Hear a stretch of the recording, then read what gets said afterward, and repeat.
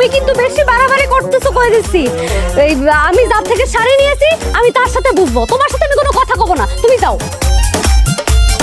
টাকা না নিয়ে আমি এক পাও নড়তেছি না।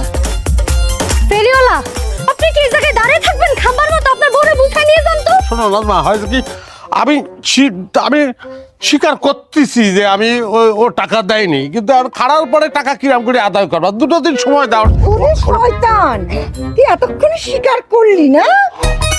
তাহলে আর কি কি আছে সেটাও স্বীকার কর। হুম? মাথা নাড়লি পরে তো চলবি না, তুই স্বীকার কর যে আর কি কি আছে ওর সাথে। তোর আজকে আমি এই বাড়িতে রেখে যাবো, বাড়ি ঢুকতে দিব না আমি। আমার কোনো সমস্যা নেই। কসে কি কসে? সমস্যা নেই মানে কি? তার মানে আমি যেটা অনুমান করেছি সেটাই। তুমি এরকম কিসের জানি করতেছো? কিসের জানি করতেছো? কিছু হয়নি, কোনো কিছু ঘটেনি, কিচ্ছু হয়নি। জানি না, তুই বাড়ি যাবি না?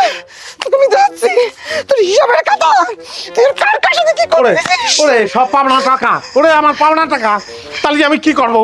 ওরে আহা ফেরিওয়ালা, আসেন ঘরের ভিতরে বসেন, একটু ঠান্ডা পানি খান, শরবত খান। কতদিন হয়েছে আপনি আমার হাতের শরবত খান না। বিষ খাওয়ায় শরবত খাওয়াতে যাচ্ছিস?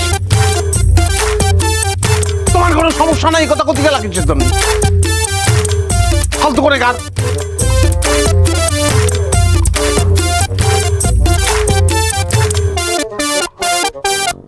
এই যে দেও, হ্যাঁ? কার মালিক সেটা বোঝার কোনো উপায় নেই, শুধু মা বোঝা যাচ্ছে। সালেহান আর রাবিয়া বোঝার কোনো উপায় আছে?